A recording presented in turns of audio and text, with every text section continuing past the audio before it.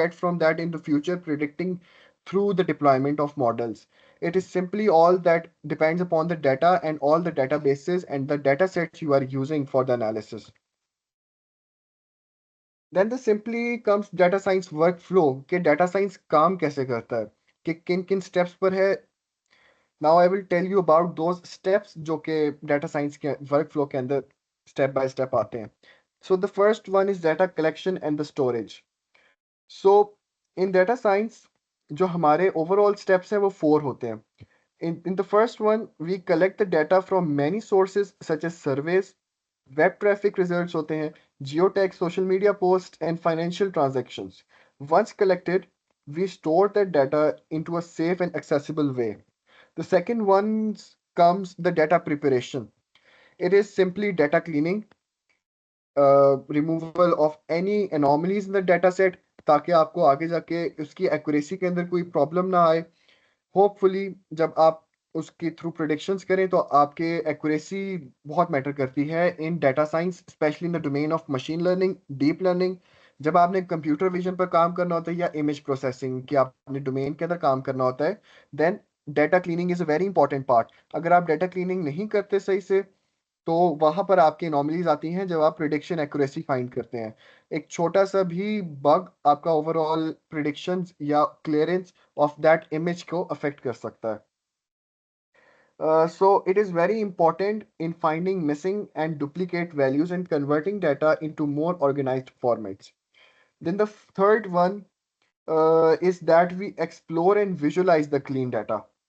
This could involve building dashboards to track how the data changes over time or performing comparisons between two sets of data.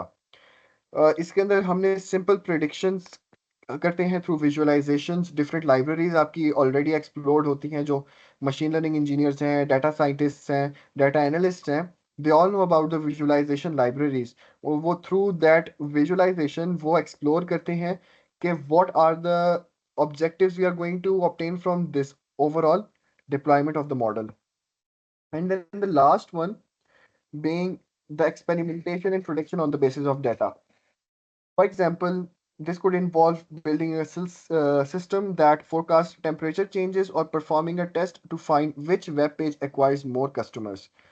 ये simple आपकी experimentation and prediction वही example है जो मैंने आपको पहले दी थी कि आप Spotify और Netflix इस्तेमाल करते हैं तो उस पर आपका एल्गोरिथम इस तरह ऑल्टर होता है कि वो आपको top priority things top of the list देता है कि जब आपने अपना ऐप खोलनी है तो सबसे पहले आपको वही चीजें मिलें. That is actually the experimentation and the prediction part of that thing. So now talking about a case study. हम इसमें 2 केस स्टडीज करेंगे. सबसे पहली जो है हमारे पास वो है स्मार्ट वॉच. अब आप सपोज करें कि आप एक स्मार्ट वॉच बनाना चाह रहे हैं ताकि आप अपनी फिजिकल एक्टिविटी को मॉनिटर कर सकें. You want to be able to auto detect different activities such as walking and running. आपका जो स्मार्ट वॉच होती है वो इक्विप हुई होती है एक स्पेसिफिक सेंसर से जिसको हम कहते हैं accelerometer that monitors motion in 3 dimensions. The data generated by this sensor is the basis of your machine learning problem. आप डिफरेंट सेवरल वॉलंटियर्स को बोलते हैं कि आप हमारी वॉच इस्तेमाल करें and record when they are running और walking. You can then develop an algorithm on the basis of which आप डाटा को रिप्रेजेंट करते हैं और उसको विजुअलाइज करते हैं in 2 states with upper one being the walking one and the lower one being the running one. अब this is actually what I am talking about कि विजुअलाइजेशन असल में होती क्या है. विजुअलाइजेशन आपकी डाटा सेट्स की एक्चुअल में एक एनालिसिस होता है थ्रू विजुअल्स. आप ग्राफ्स की प्लॉटिंग करते हैं जिसकी बेसिस पर आपने ओवरऑल विजुअलाइजेशन करनी होती है. Then coming to the second case study, it is actually image recognition. आपके पास 3 इमेजेस आपको दिख रही हैं. The first one is also an image, the second one is also an image and the third one is also an image. Simple इसके अंदर image recognition को आपने कन्वर्जन्स कैसे किए हुए हैं कि आपको एक इमेज मिली जो कि काफी ब्लर्ड थी, जो कि यहाँ पर फर्स्ट इमेज है. आपने क्या किया कि आपने उसके पिक्सेल्स को कन्वर्ट किया in form of numbers and vectors. जब आपने उसके पिक्सेल्स को वेक्टर्स में कन्वर्ट किया then it became a bit dilute. वो थोड़ी और ज़्यादा ब्लर हो गई लेकिन आपको वो वेक्टर्स विजिबल हो गए। देन आप उन वेक्टर्स की बेसिस पर इस पिक्चर को इम्प्रूव करेंगे। एंड उस पिक्सल्स को जब आप एक स्पेसिफिक डाटा साइंस की फील्ड के through deep learning using artificial neural networks and the convolutional neural networks, जब आप उसको इम्प्रूव करेंगे तो इसके ये जो पिक्सल्स की वैल्यूज यहाँ पर आ रही हैं, ये जब इम्प्रूव होंगी up to certain value, then this blur picture is converted into a visible picture, जो कि विजिबल हो जाती है और पता चल जाता है कि असल में ब्लर पिक्चर के पीछे है क्या। So yes, the main thing, the roles and the tools in the data science. You might be surprised to learn that there isn't a single job within data science. There are main four jobs. The first one is data engineer, the second one being data analyst. You can be a data scientist and you can also become a machine learning scientist. So what does actually data engineer do is that he controls the flow of data. A data engineer store systems and create data pipelines. जो data engineer का main काम होता है वो ये होता है कि वो प्रोसेस को इजी करें। आपका ओवरऑल एक प्रोसेस या सिस्टम को डिज़ाइन करने के लिए जो ओवरऑल स्टेप्स रिक्वायर्ड होते हैं उन उस प्रोसेस को इजी करें, ताकि ओवरऑल आपका जो सिस्टम है वो यूज़र के लिए कंपेटेबल हो और वो एज पर रिक्वायरमेंट हो। Hence, within a data science workflow, they focus on the first stage, which is data collection and storage. Data engineer का मेन काम यहाँ पर data collection और storage है। Then comes the data analyst. Data analyst की एक किस्म की मिडल मैन वाली काम होता है कि उसने डाटा प्रिपेयर करना है। डाटा इंजीनियर ने उसको जो डाटा देना है उसने उस डाटा को प्रिपेयर करना है, उसको एक्सप्लोर करना है और विजुअलाइज करना है। प्रिपरेशन किस तरह करनी है, as I told you all earlier, कि वो डाटा क्लीनिंग करते हैं, रिमूवल ऑफ रिपीटेड वैल्यूज होती हैं और जितनी नल वैल्यूज होती हैं उनको क्लियर किया जाता है ताकि फर्दर विजुअलाइजेशन के अंदर कोई इशू ना आ सके। Then comes the exploration and visualization. Then the third one being data scientist. Data scientist is actually a machine learning engineer. जैसा कि मशीन लर्निंग साइंटिस्ट लिखा हुआ है, डाटा साइंटिस्ट भी मशीन लर्निंग इंजीनियर होता है जो कि एक्चुअली प्रिडिक्शंस और फोरकास्टिंग करता है। वो एक ऐसे सिस्टम को डिज़ाइन करेगा जो कि ओवरऑल डाटा सेट्स और प्रीवियस प्रिडिक्शंस की बेसिस पर फर्दर फ्यूचर प्रिडिक्शंस करेगी। अब हमारे पास यहाँ पर तीन किस्म की मशीन लर्निंग की टाइप्स आती हैं। एक सुपरवाइज लर्निंग आ जाती है, अनसुपरवाइज लर्निंग आ जाती है, रीइंफोर्समेंट लर्निंग आ जाती है। So based upon the type of learning, the data scientist job is to predict overall circumstances, ताकि वो उसके आउटपुट्स को फोरकास्ट कर सके based upon the type of learning जो कि ओवर मेजॉरिटी में आपके डाटा सेट की बेसिस पर होता है। And then comes the machine learning scientist. Machine learning scientist एक सिंपल थ्योरेटिकल बेस्ड साइंटिस्ट होता है। साइंटिस्ट, आपको पता है what is the difference between scientist and engineer. Engineer का काम होता है उसको परफॉर्म करना उस काम को जो साइंटिस्ट थ्योरेटिकली प्रपोज करते हैं। दिस मीन्स कि साइंटिस्ट थ्योरेटिकल होते हैं और इंजीनियर्स आपके प्रैक्टिकल होते हैं। तो मशीन लर्निंग साइंटिस्ट जो हैं वो एल्गोरिदम्स डिज़ाइन करते हैं। They are actually the academia part of overall system, जो कि प्रपोजिशन करते हैं किसी न किसी एल्गोरिदम की ताकि ओवरऑल सिस्टम ऑप्टिमाइज हो सके। फॉर एग्जांपल, जैसे स्टार्ट में जब हम मशीन लर्निंग पे काम करते थे तो हमने सिंपल ग्रेडियंट डिसेंट इस्तेमाल किया। फिर थोड़ा और सिस्टम इवॉल्व हुआ तो स्टोकेस्टिक पे आ गए। फिर और सिस्टम इवॉल्व होता है तो अब हम बैच ग्रेडियंट डिसेंट के थ्रू काम करते हैं। So yes, it evolves all over the time and it is due to the evolution of overall optimization tools, ताकि आपकी एक्यूरेसी ज़्यादा बेहतर हो सके। So yes, what are actually the common mistakes made by the beginners. मैं यहाँ पे चार एग्जांपल्स ही डिस्कस करूंगा। The first one is that they do not understand the problem.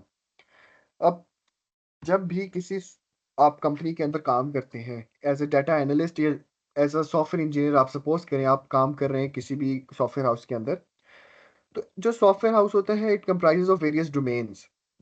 एक वहाँ पर डाटा साइंटिस्ट बैठा होगा, एक वहाँ पे डाटा एनालिस्ट बैठा होगा, एक वहाँ पे डाटा इंजीनियर बैठा होगा, एक वहाँ पे मशीन लर्निंग साइंटिस्ट बैठा होगा, एक मशीन लर्निंग इंजीनियर होगा, प्रोजेक्ट मैनेजमेंट की अलग से टीम होगी।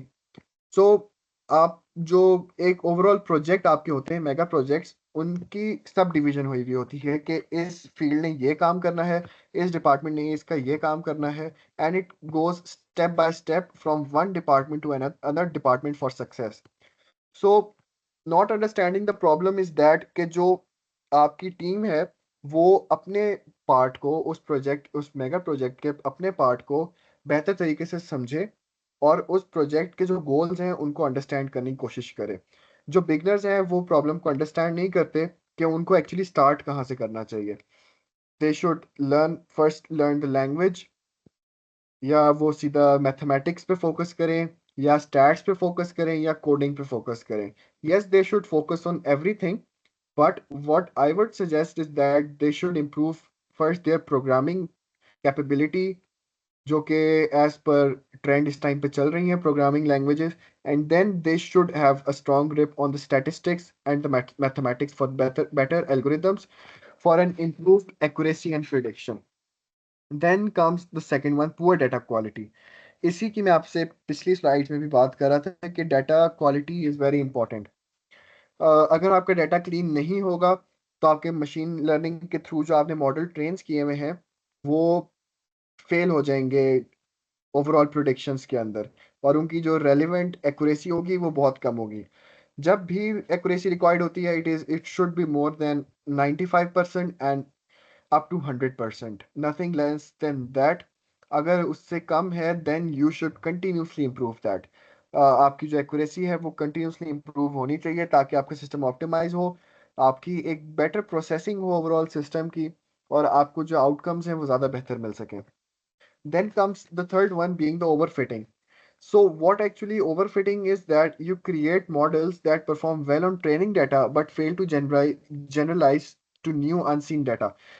You create such systems which are only operatable on the data you have used to train your overall model, but it fails on an unseen data which has been provided by an external user. Suppose that are working in a software house and you have designed a model on the basis of data set, a huge data set, a millions element data set, and then you ask random audience to just test your software.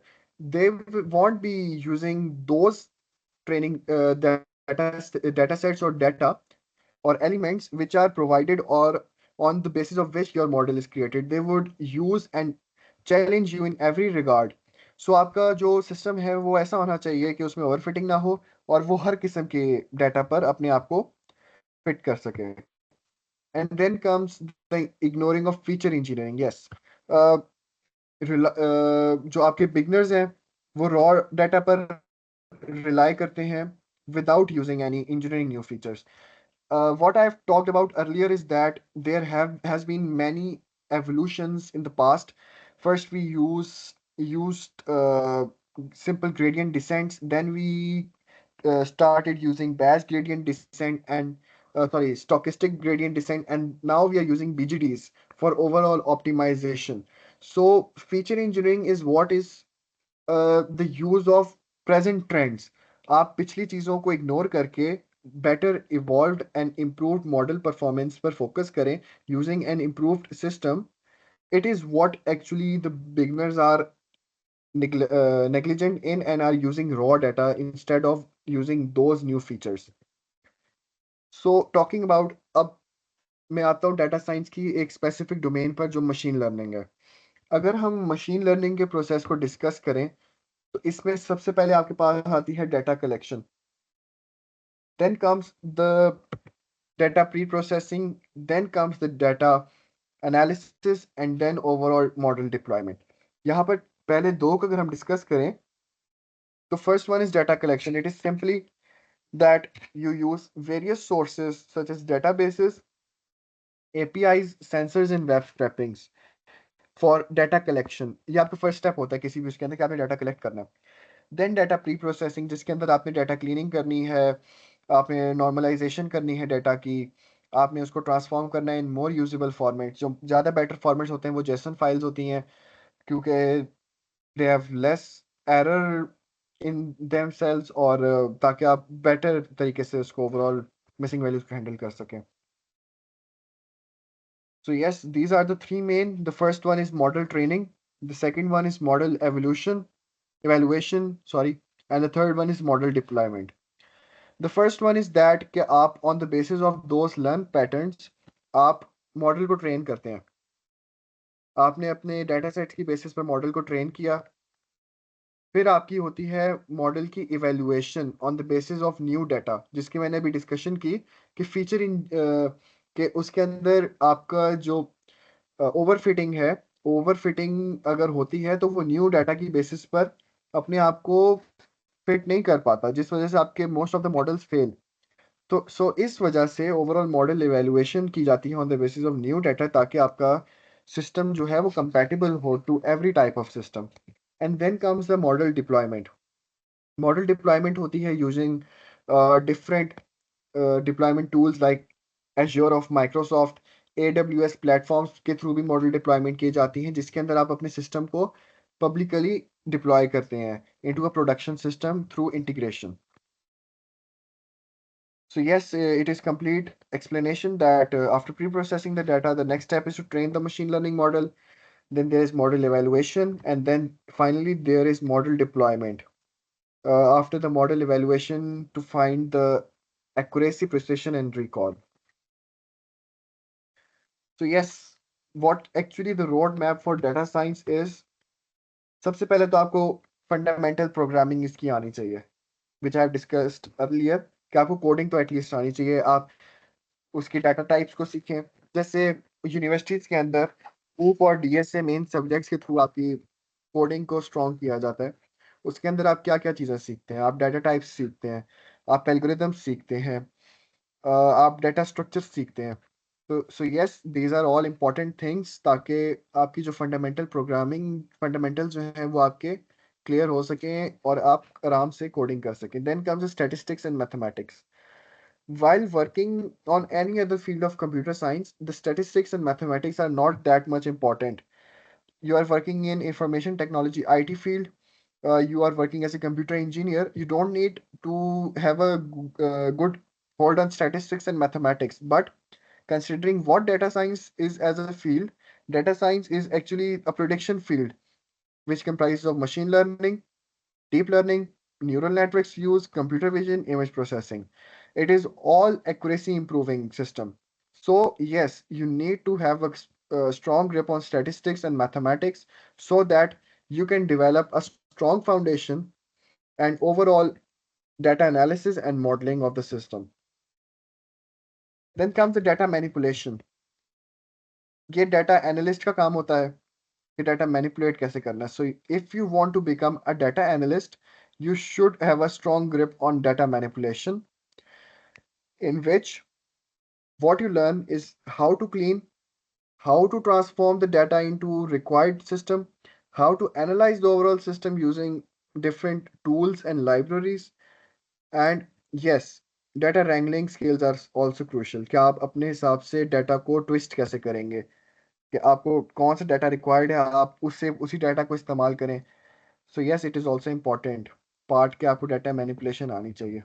And the fourth one being continuous learning. I think that it is the most important one, that if you are trying to work in a field of data science in which there's continuous evolution or continuous changing or improvements in the trends, you need to cope up with overall market. You need to stay active so that you know what is going on currently in the market trends क्या हैं आपके, ताकि आप better तरीके से overall practices को perform कर सकें in the field of machine learning. So yes, I would suggest that you should continuously learn the different fundamentals of programming. You should have a good grip on statistics and mathematics. You should have the capability and capacity to manipulate data, because it is the most important one if you want to pursue your career as a data analyst. Then comes the important certifications in data science. Data science में बहुत सारी certifications हैं, जिसमें जो main जो मैंने लिखी हैं वो हैं सर्टिफाइड डाटा साइंटिस्ट, जो कि किस चीज़ पे फोकस करेगी, डाटा एनालिसिस एंड मॉडलिंग पर। अच्छा, अब आप इंटरनेट पर जब जाके सर्च करते हैं कि आपने जब सर्टिफिकेशंस करनी है, तो वो data scientist as a major आपको दिखाती है। लेकिन उसके पीछे जो मेन आपके आ रहे होते हैं वो डाटा एनालिस्ट के आते हैं। डाटा एनालिस्ट की सबसे ज़्यादा डिमांड है इस टाइम पर। अगर मैं आपको अपना पर्सनल व्यू बताऊं मार्केट का, तो डाटा साइंस के अंदर data analyst and machine learning engineer, these two are at the top, with data analyst being on the top and the machine learning engineer being at the second number in the domain of data science. Then come the image processing one, and then the simple machine learning scientists, which is actually academia based, जिसमें आपने अपनी education को continue करके आपने PhDs और उसके बाद आपने डिफरेंट रिसर्चेस करनी होती हैं.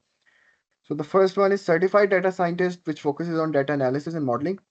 The second one is data science certified professional, DSCP, in which your expertise in data science cover areas like machine learning, deep learning, and big data. Then the third one is CAP, the certified analytics professional, which actually focuses on data mining. Yes, data mining is also an important field.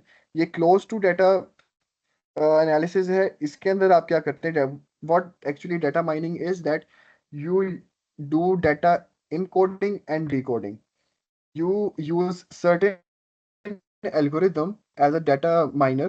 You use certain algorithms to encode your overall data into binary form and then decoding it into original data. It is actually an encryption and decryption type of thing, in which you just convert your data into one form and then into other form.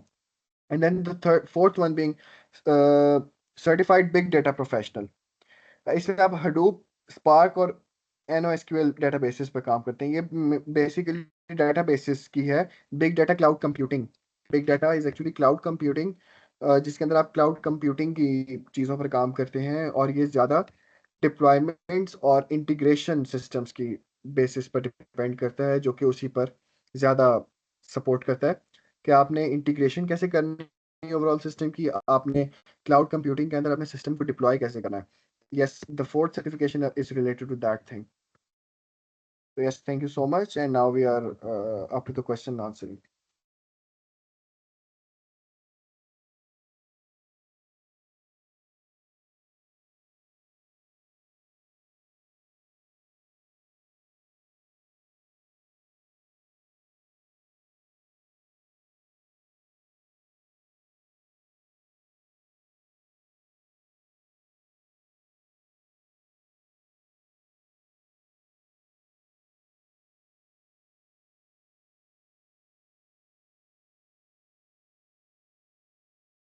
Chats में आए questions. Yes, sir, chat में. अच्छा, data pipeline. Data pipeline जो है वो it is an actually a method, जिसके अंदर जो है आप रॉ डाटा को इंजेस्ट करते हैं फ्रॉम डिफरेंट सोर्सेज. सिंपल, आपने रॉ डाटा को इंजेस्ट करना है डिफरेंट डाटा सोर्सेज से, उसको ट्रांसफॉर्म करना होता है, और फिर आप उसको अपने डाटा स्टोर में पोर्ट करते हैं. और ये सारा कुछ किसका काम होता है, ये डाटा एनालिस्ट का काम होता है, क्योंकि जो आपकी ओवरऑल इंजेक्शन होती है वो इस चीज़ के लिए होती है, वो एनालिसिस के लिए होती है. The second one is scientist and engineer. इसकी मैंने आपको पहले ही बता दी थी कि साइंटिस्ट और इंजीनियर में क्या फ़र्क होता है. वो ये होता है कि साइंटिस्ट जो हैं वो नई रिसर्चेस पर काम करते हैं, और जो आपके इंजीनियर्स हैं they are actually the practical one, जो कि एक्चुअली उसकी प्रैक्टिकल उस पर काम करते हैं. जो आपके ऑप्टिमाइजेशन टूल्स जिन पर रिसर्चेज होती है, उनकी प्रैक्टिकलिटी को वो फोकस करते हैं. उसके बाद है what are some causes of overfitting. अच्छा, आपके जो मेन रीजंस मैं आपको बताऊंगा वो ये है ओवरफिटिंग की, कि या तो आपका डाटा क्लीन नहीं है या उसके अंदर नॉइज है. अब यहाँ पर what actually noise is that there are some garbage values. It could either be a float value. अगर आपके पास सारी स्ट्रिंग्स हैं, आपके पास फ्लोट डाटा आ जाता है. आपके पास सारी फ्लोट डाटा है, आपके पास स्ट्रिंग्स आ जाती हैं. या आपके पास ऐसे ही कोई नल वैल्यूज आ जाएंगी. ये एक रीज़न है आपकी। उसके अलावा आपके पास जो ओवरऑल मॉडल की वेरिएंस है वो बहुत ज़्यादा हो सकती है। ओवर फिटिंग की एक ये रीज़न है। आपका जो ओवर फिटिंग तब होती है जब आपका डाटा सेट का साइज इनफ नहीं होता। आप एक मेगा प्रोजेक्ट पे काम कर रहे हैं और आपका डाटा सेट का साइज 1000 है बस, तो उस टाइम पे ओवर फिटिंग होती है, या आपका मॉडल ओवरऑल कॉम्प्लेक्स हो बहुत ज़्यादा, तो उस सेंस में आपकी ओवर फिटिंग हो सकती है। उसके बाद है how to prevent over fitting. अच्छा, ओवर फिटिंग के जो है ना तकरीबन अच्छे खासे तरीके हैं, लेकिन उसमें से जो मेन आपके पास है वो रेगुलराइजेशन होती है, जिसके अंदर आपने क्या करना है कि आप मशीन लर्निंग मॉडल्स के अंदर ऑप्टिमाइजेशन टूल्स इस्तेमाल करते हैं। ठीक है, आपने ट्रेनिंग के अंदर अपने ऑप्टिमाइजेशन टूल्स इस्तेमाल करने हैं, ताकि आप उसकी प्री एनालिसिस के थ्रू आप उसकी ओवरफिटिंग को कम कर सकें। आपने क्या करना है कि आप मॉडल को सिंपल किस तरह करेंगे कि आप उसका लॉस फंक्शन को मिनिमाइज कर सकते हैं। फिर आपके पास जो सेकंड ऑप्शन आता है वो आता है कि आप अर्ली स्टॉपिंग कर सकते हैं, जिसमें आपने क्या करना है कि आप during the training of overall system आप ओवरफिटिंग को प्रिवेंट कर दें। फिर आपके पास डेटा ऑगमेंटेशन भी आती है। Data augmentation is a third type, जिसके अंदर आप लार्जर डेटा सेट्स को इस्तेमाल करें, क्योंकि one of the reason for overfitting is that you have lower amount of data, which I've told you all earlier. So yes, you can use more data, larger data set, ताकि आपकी overfitting कम हो सके। And then comes the cross validation, भी आपके पास एक type होती है, जिसके अंदर आप ओवरऑल इनिशियल ट्रेनिंग डाटा के थ्रू जो कि एपीआईज होती हैं उनके थ्रू आप अपनी ओवरफिटिंग कम कर सकते हैं। उसके बाद है हाउ टू स्टे अपडेट। तो ये तो आपका यही है कि आप सोशल मीडिया हैंडल्स पे अपने अकाउंट्स बनाएं, instead of following bullshit things. आप डाटा साइंस के ग्रुप्स के अंदर ऐड हो, जिसके अंदर आपके पास डिफरेंट इनोवेशंस हों। आप जो बड़े बड़े कंपनीज हैं like Microsoft, NVIDIA is also emerging, आप उनको फॉलो करें। सॉरी, जो उनके ग्रुप्स हैं आप उनके पेजेस को फॉलो करें। From that you can get better experience.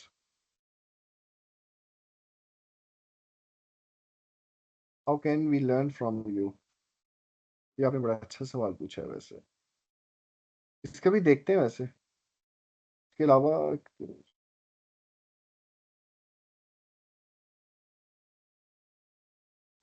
अच्छा, ये आपका जो पोर्टफोलियो है, as a fresher you should work on different projects like, आपके जो इनिशियली गिटहब पे प्रोजेक्ट्स पड़े होते हैं आप उनको क्लोन करें, आप उनको समझें। ठीक है, और उसकी बेसिस पर जो मेन इस टाइम पर मार्केट में काम हो रहा है, जो इस जो इस टाइम पर मार्केट में काम हो रहा है वो इस चीज़ पर हो रहा है कि प्रीवियसली प्रोवाइडेड डाटा सेट्स को कैसे इम्प्रूव किया जाए।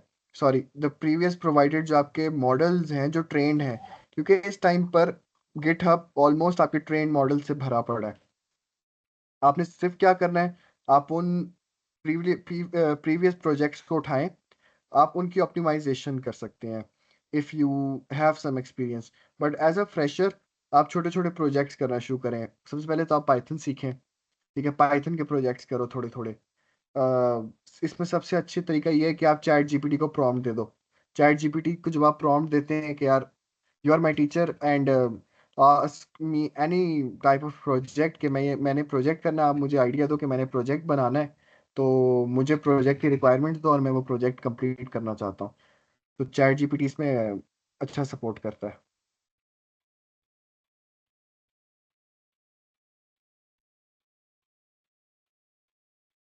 तो yes, as a student of second semester, what I would suggest you is that you need to have a good grip on your analysis of algorithm subject. आगे आप लोगों का मुझे नहीं अंदाजा कि अभी आप लोगों को आ गया कि नहीं, लेकिन जो algorithms हैं they are very important in especially in data science. You should have experience of handling those algorithms. You should have idea of which type of algorithm you have to use in what case and what things have to be resolved through that algorithm. कि आपने किस situation के अंदर कौन सा algorithm लगाना है so that you have better optimization and overall accuracy increases without data structures. Actually आप डाटा स्ट्रक्चर्स के कॉन्सेप्ट के बगैर आप मशीन लर्निंग में वीक रहेंगे. You have to. बल्कि अगर मैं आपको बताऊं तो अगर आप मशीन लर्निंग स्टार्ट भी करते हैं ना, तो डाटा स्ट्रक्चर्स आहिस्ता आहिस्ता आपके क्लियर होना शुरू हो जाएंगे.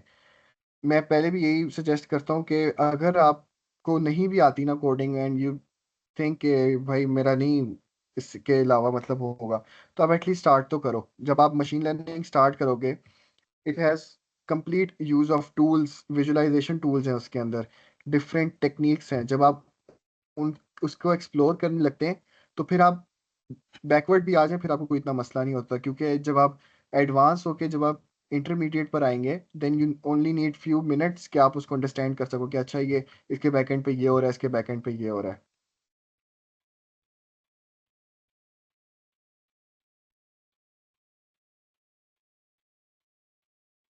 जॉब के लिए इंटर्नशिप्स करें इसके लिए. जो आप कह रही हैं कि जॉब्स के लिए एक्सपीरियंस चाहिए और एक्सपीरियंस के लिए जॉब, इंटर्नशिप्स होती हैं. इसके अलावा सवाल तो आपने बड़ा अच्छा किया है वैसे कि, लेकिन यही है कि आप अपने एटलीस्ट स्किल्स के ऊपर काम करें. आजकल कंपनीज यूनिवर्सिटीज़ में इसीलिए जाती हैं बिकॉज दे नो कि एज अ फ्रेशर आपके पास ज़ीरो एक्सपीरियंस होता है. तो जब कंपनीज आती हैं तो यूनिवर्सिटीज़ के अंदर वो कंपनीज आके टेस्ट लेती हैं, और वो उन्हीं टॉपिक्स का होता है जो कि मेन होते हैं, जिसमें आपके पास मेनली आता है डीएसए और ऊप आता है, और उसके बाद एनालिसिस ऑफ एल्गोरिथम का सब्जेक्ट आता है. ये थ्री मेन सब्जेक्ट हैं जिसके आपके टेस्ट होते हैं. So yes, if you have want to get that experience as through that job, you have to have a good grip on data structures, object oriented programming and algorithm subjects, ताकि आप उनको clear कर सके करके एक small setup से start कर सकें, और उसके बाद ताकि वो एज एन एक्सपीरियंस आपके पोर्टफोलियो में ऐड हो सके.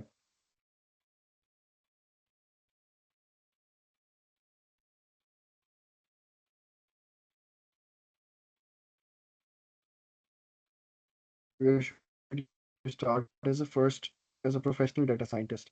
मैंने आपको ये बताया कि आप सबसे पहले तो प्रोग्रामिंग सीखें, पाइथन आपको आनी चाहिए. ठीक है. उसके बाद आपके पास बहुत सारे प्लेटफॉर्म्स हैं. You have data camp, you have W3 school, you have Coursera. Coursera के ऊपर भी काफ़ी सारे कोर्सेज पड़े हुए होते हैं, आप उनको कंसल्ट कर सकते हैं. आपके पास यूट्यूब है इस चीज़ के लिए. आपके पास विकिपीडिया भरा पड़ा है कि आपने उनको, जब आप लैंग्वेज सीखते हैं तो आपने उसको इस्तेमाल किस तरह करना है.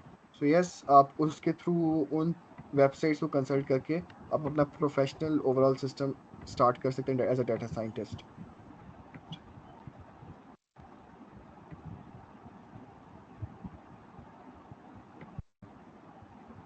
What is scope of Python?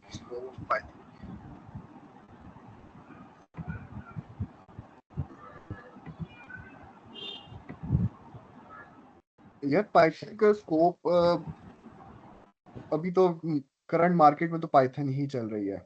अगर आप देखें, यस बीच में आया था कि एक और आपकी लैंग्वेज आई थी, मेरे ख्याल में मोंगो थी, कौन सी थी, जो कि बीच में कह रहे थे कि yes it is going to get some boom.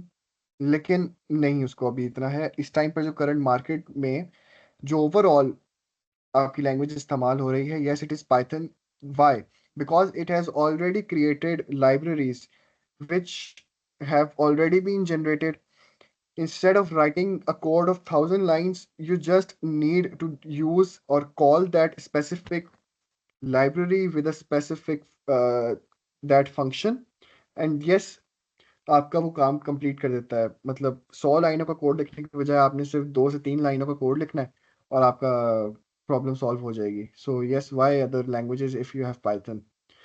Yes, as I have told you all earlier, that it is evolving with time. Uh, a new language might come out of that कि आपके अब new languages भी आएंगी, लेकिन at the moment there is scope of Python. Although Python is a slow language but still आपकी C plus plus भी इस्तेमाल हो रही है, आपकी पाइथन भी इस्तेमाल हो रही है।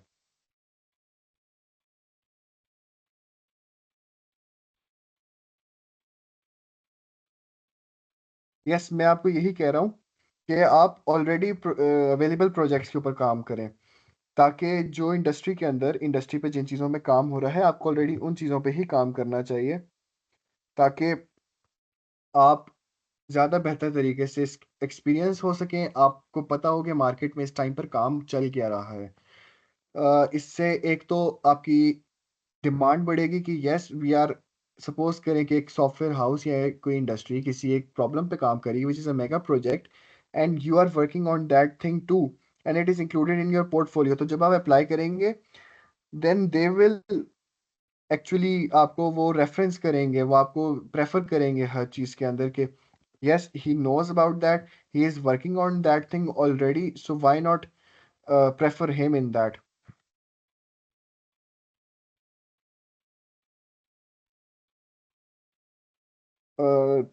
Repeat please, my network was distorted. अच्छा, मैं ये कह रहा था कि डाटा स्ट्रक्चर्स के बगैर आप स्टार्ट कर सकते हैं, लेकिन आपको फिर बैकवर्ड भी आना पड़ेगा, क्योंकि जब आप किसी भी फंक्शन को इस्तेमाल करेंगे then you should have knowledge of that कि भाई वो एक्चुअली में वो फंक्शन काम क्या कर रहा है, so yes you have to have need to have some information about that data structure.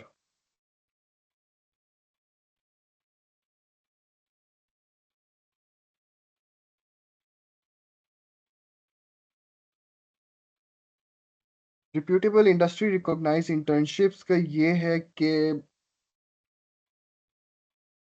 Major companies जो हैं वो तो जो आपके न्यू मतलब होते हैं जब आप नए आते हैं किसी भी in the starting semesters like first second third fourth fifth and up to sixth semesters, they don't actually offer internships. The internships are actually for those who have actually graduated from a university, or for those who are in the sixth, seventh, or eighth semester or have an excellent portfolio. So, yes, for finding an industry recognized internship, you should have a good portfolio. For which I'm suggesting that start doing those type of projects which are have demand in the industry, which are the things on which this in the industry is currently working on, so that you have more skills, more experience, and you have a greater chance of being hired for that internship position.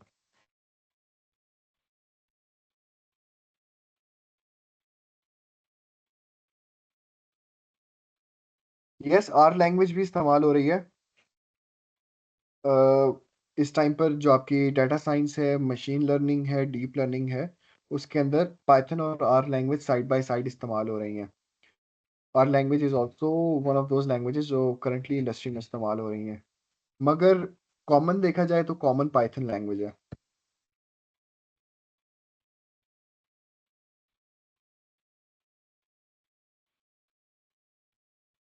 For newbie what I would recommend YouTube channel कि आप code with Harry की भी काफ़ी सारे इसके ऊपर scripts पड़ी हुई हैं, ट्यूटोरियल्स टाइप जो होते हैं। Then you have code Guru, I think so, वो भी है। काफ़ी सारे हैं, आप यूट्यूब के ऊपर जब सर्च करते हैं code with Harry is which I would suggest the most, क्योंकि वो सिंपल भी है और वो स्क्रैच से स्टार्ट करवाता है।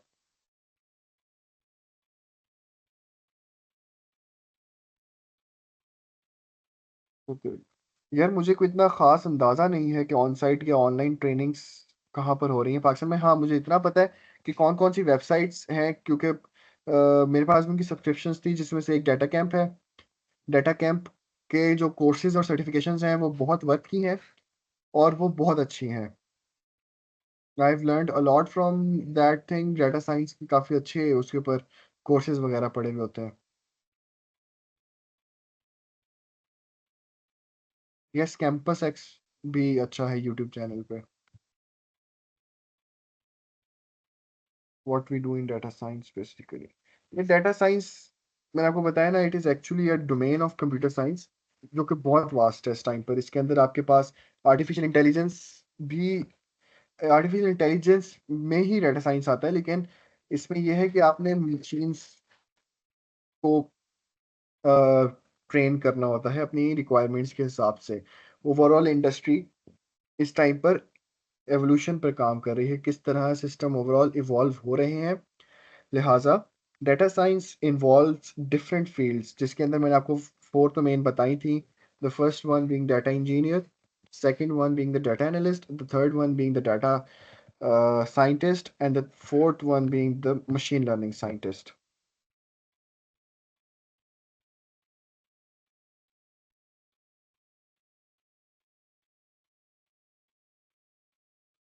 Why did you choose? अच्छा, डेटा साइंस मैंने पर्सनली इसलिए चूज की थी कि मैंने भी एज अ फ्रेशर मैंने भी स्टार्ट वेब डेवलपमेंट से ही किया था।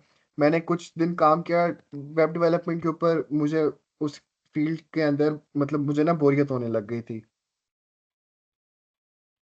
सो then I started machine learning, then I came to this field. तो जिस चीज के अंदर आपको फील हो कि आप बोर नहीं हो रहे या आपका इंटरेस्ट ज्यादा है, you should opt to that field. Then the second thing is that के मार्केट में इस टाइम पर सबसे ज्यादा अगर आप देखें तो डेटा एनालिस्ट की रिक्वायरमेंट है। Data analyst are highly required and highly paid at the moment. The machine learning engineers are highly required and highly paid at the moment. The data analysts are highly required and heavily paid. So yes, it is one of the reason why I have chosen data science personally. इसके अलावा ये है कि जब आप इस पे काम करते हैं ना, तो आप ये बहुत वास्ट फील्ड है, ये रिस्ट्रिक्टेड डोमेन नहीं है। So when you explore different things तो आपका इंटरेस्ट और बढ़ता जाता है उसके अंदर। फिर आप नई से नई चीज़ जब एक्सप्लोर करते हैं, नोइंग के trend of the markets are changing and evolving with the time, तो वो इंसान को ज़्यादा इंट्रीग उस टाइम पे करता है। लिहाजा what I would suggest is that data science is one of the best fields at the moment, and I would suggest you guys कि आप डेटा साइंस की तरफ आएं, क्योंकि अब ये फ्रेश है और इंटरनेशनली भी और लोकली भी इसकी काफ़ी ज़्यादा डिमांड है। Yes, electrical students can learn data science.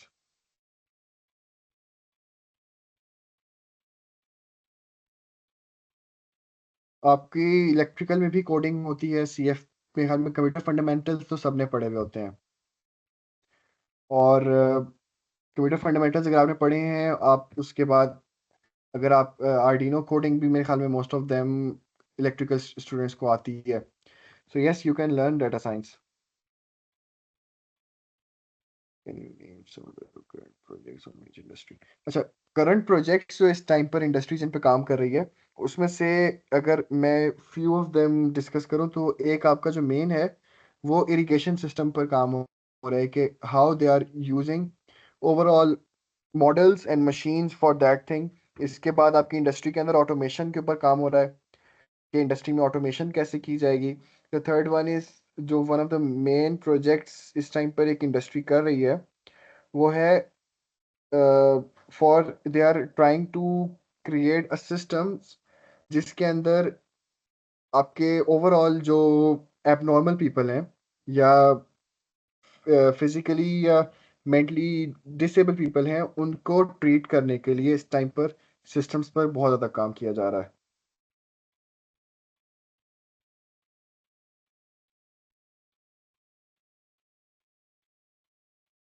तो yes, there are many projects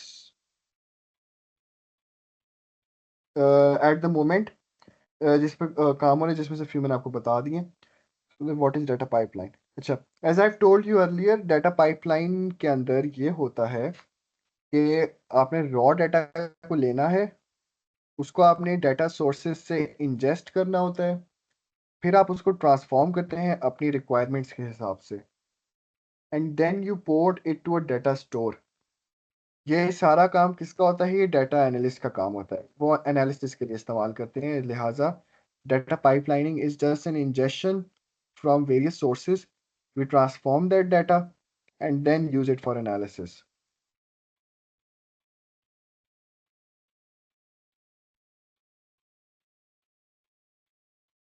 AI और डीएस?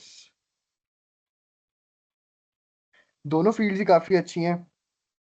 आप एक्सप्लोर करें जिसमें आपको इंटरेस्ट ज़्यादा होता है। आई वुड सजेस्ट कि आप उन दोनों में से किसी में भी जा सकती हैं, because both of them are going to have a boom in the future and the current era too.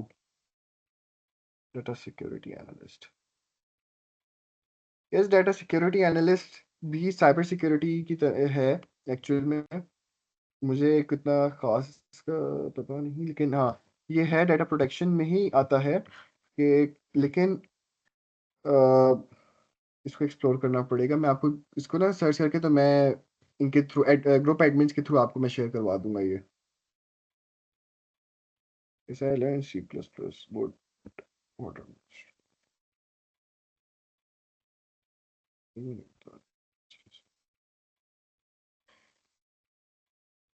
Yes, data science is easy for medical students.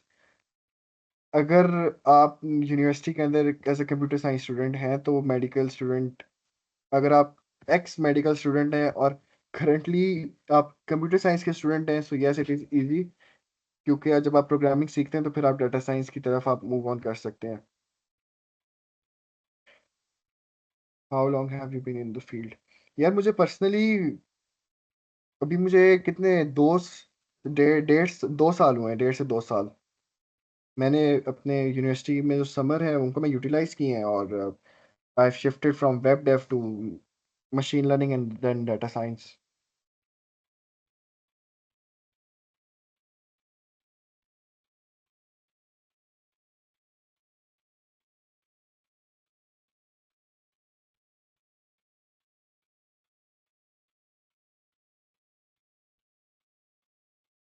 Road map मैंने आपको डाटा साइंस का बताया था उसकी प्रेजेंटेशन के अंदर भी, कि सबसे पहले तो आपको प्रोग्रामिंग फंडामेंटल्स आने चाहिए।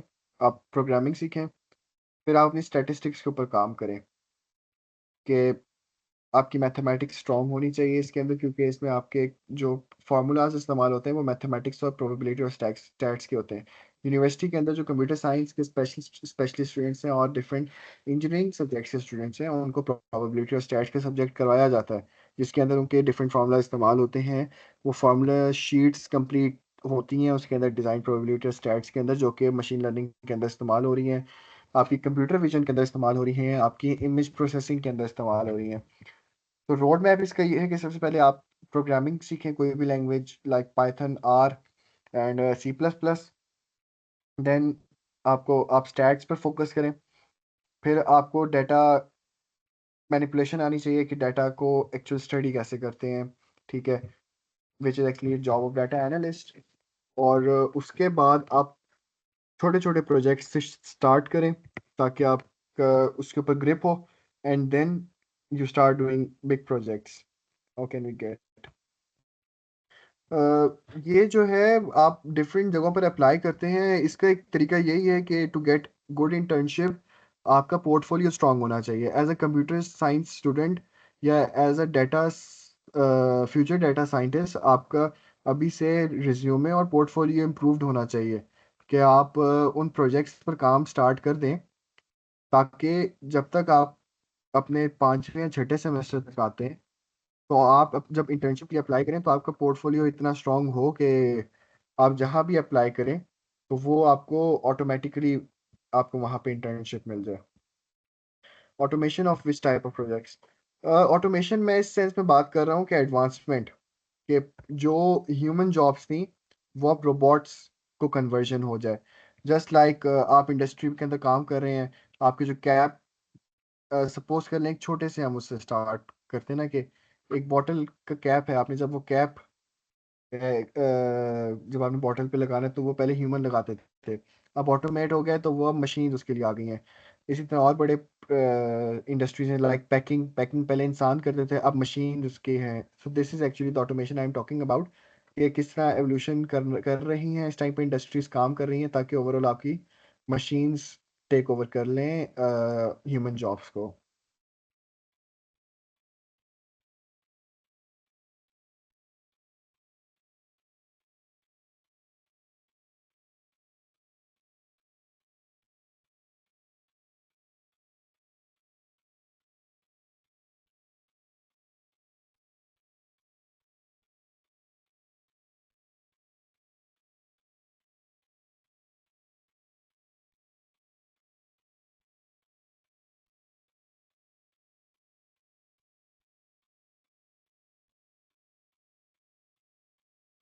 Can you tell any project which combine cyber security machine learning? Yes, इस टाइम पर मैं जो अपनी यूनिवर्सिटी के साथ एक प्रोजेक्ट करना है वो है जिसके अंदर साइबर और एआई एक साथ कंबाइंड है। उसके अंदर क्या है कि न्यूक्लियर रिएक्टर्स के ओवरऑल प्रिडिक्शन सिस्टम्स के ऊपर काम करना है। और जो ओवरऑल न्यूक्लियर सिस्टम्स हैं उसके अंदर आपकी साइबर सिक्योरिटी और मशीन लर्निंग दोनों आती है। तो yes, it is one of the project but it is a big project. तो starting from smaller one, cyber security machine learning के आप जब विकिपीडिया के ऊपर लिखती हैं या आप ओवरऑल एआई इस्तेमाल करेंगी तो वो आपको कम्बिनेशन कंबाइंड प्रोजेक्ट्स, वो आपको कंप्लीट एक लिस्ट दे देता है।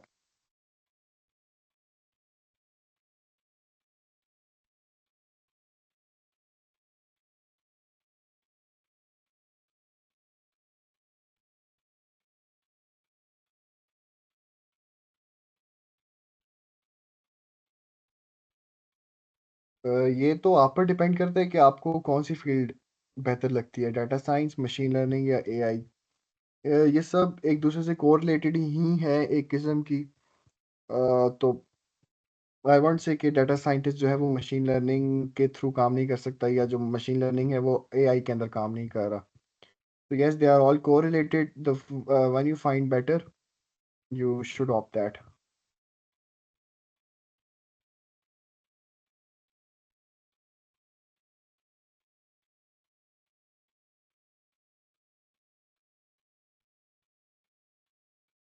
इसके बाद आपके पास है पावर। ठीक है, what about power BI? Power BI आपका एक किस्म का बस सिंपल डाटा विजुअलाइजेशन है जो कि आजकल नॉर्मली यूज हो रहा है। पावर बीआई हर जगह यूज हो रहा है। और ये एनालिसिस, ये डाटा एनालिस्ट ही इस्तेमाल करते हैं ये वाले systems. Overall power BI simple आपकी इस्तेमाल हो रही है डाटा एनालिसिस, और data scientist are using that.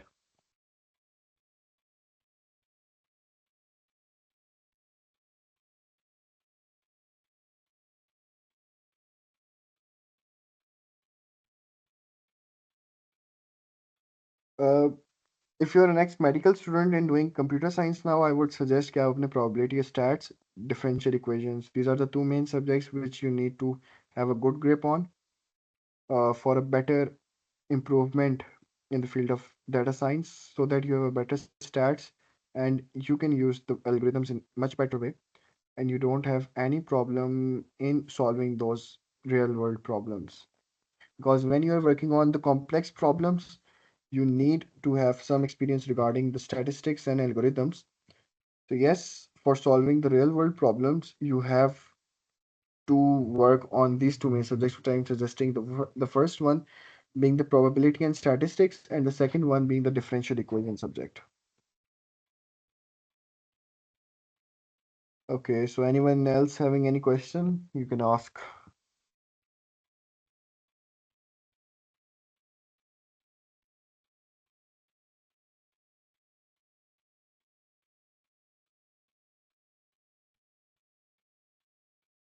Mohammad Ilyas का हैंड रेज है. Mohammad Ilyas, if you want to say something.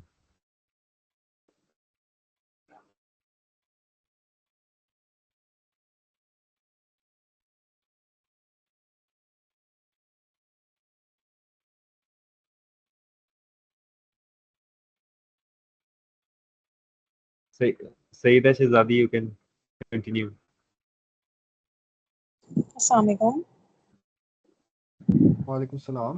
मुझे ये क्वेश्चन मुझे ये क्वेश्चन करना था कि डेटा साइंस में डेटा एनालिस्ट की जो फील्ड है इसमें थ्योरी का कितना पार्ट मतलब हमारी नॉलेज में होना ज़रूरी है। लाइक जैसे स्टैटिस्टिक्स वो कहते हैं कि बहुत अच्छे से आना चाहिए। अब मेरा जो बैकग्राउंड है उसमें मैंने स्टैटिस्टिक्स इतना नहीं पढ़ा, तो अब मुझे जब पढ़ना है तो मैं इसलिए आपसे पूछना चाह रही हूँ कि थ्योरी डेटा एनालिस्ट के लिए कितनी ज़रूरी होती है और हम कहाँ से ईजिली हमें मिल जाएगी कि हम वहाँ से पढ़ लें। अच्छा, जो डाटा एनालिस्ट का काम होता है वो डाटा एनालिसिस ही है, सिंपल। आपने उसके लिए आपकी प्रोबेबिलिटी और स्टैट्स अच्छी होनी चाहिए। उसके लिए आपकी यूनिवर्सिटी की जो बुक्स हैं, आई वुड सजेस्ट कि आप उनको ही ग्रिप करें, क्योंकि वो जब आप एज अ CS स्टूडेंट आपको जो करिकुलम में आपके एडिट होती हैं प्रोबेबिलिटी और स्टैट्स की बुक या डिफरेंशियल इक्वेशन की बुक्स, वो सीएस के हिसाब से ही होती हैं। आप जब उसको खोल के देखेंगे तो उसके अंदर बीच में वो एक्सप्लेन भी किया हुआ होता है कि आपने इसको रियल वर्ल्ड प्रॉब्लम के अंदर इम्प्लीमेंट कैसे करना है। तो आप उस पोर्शन को ज़रूर रीड करें कि उन को रियल वर्ल्ड प्रॉब्लम्स के अंदर इम्प्लीमेंट कैसे करते हैं। जब आप उनको रियल वर्ल्ड के प्रॉब्लम्स को आप स्टडी करेंगे ताकि आपको ज़्यादा बेहतर नॉलेज हो, सो आई वुड सजेस्ट कि आप उन्हीं बुक्स को ज़्यादा कंसल्ट करें। इसके अलावा प्रोबेबिलिटी और स्टैट्स की और डिफरेंट बुक्स हैं अवेलेबल विकिपीडिया के ऊपर या ऑनलाइन, आप उसको पढ़ें specific related to those कि how is probability and stats related to computer science। जब आप ये उसको prompt देंगी विकिपीडिया को तो वो आपको बुक्स दे देगा उससे रिलेटेड। अच्छा, मैं अभी जो हूँ सेल्फ लर्निंग के थ्रू डेटा एनालिस्ट का पढ़ रही हूँ। मतलब मैं ग्रेजुएट कर चुकी हूँ और मैं अभी जॉब कर रही हूँ, लेकिन अब मुझे अपनी फील्ड चेंज करनी है। बेसिकली मैंने इलेक्ट्रिकल इंजीनियरिंग किया हुआ है, तो इसलिए मैं डेटा एनालिस्ट का पढ़ रही हूँ। और उसमें जैसे सोलर साइड पे भी होता है डेटा एनालिस्ट, तो इसलिए मैं आपसे बुक्स वगैरह का पूछ रही थी, क्योंकि मैं मतलब कहीं से कोर्स नहीं कर रही या कोई मास्टर्स नहीं कर रही हूँ ऐसा किसी इंस्टीट्यूट से। नहीं, इसकी ऑनलाइन काफ़ी बुक्स पढ़ी हुई हैं, वही मैं आपको कह रहा हूँ कि स्टैट्स की तो देखें, सिंपल स्टैटिस्टिक्स है ना। इसके अलावा आपको, अगर मैं आपको सजेस्ट करूँ तो आप रिसर्च पेपर्स भी स्टडी करें। यू शुड हैव नॉलेज के रिसर्च पेपर्स किस तरह डाटा एनालिस्ट को एक्सप्लेन करते हैं।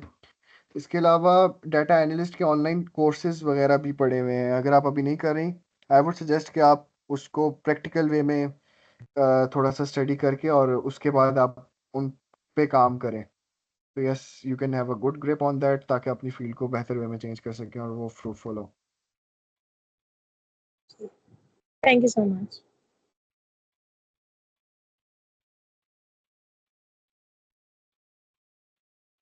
Any other question?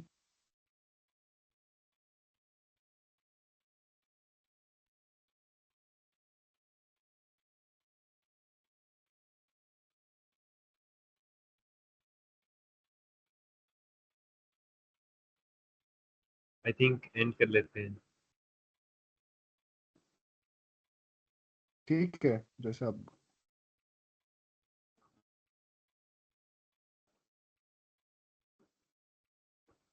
Okay, then thank you, sir, from Tech Hierarchy and from the audience. It was one of the most engaging informative lecture that we have attended.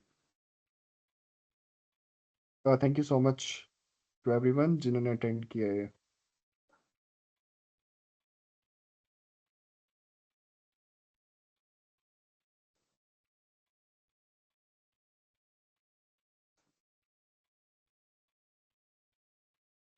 Attendance link मैं दोबारा से share कर देता हूँ chat में।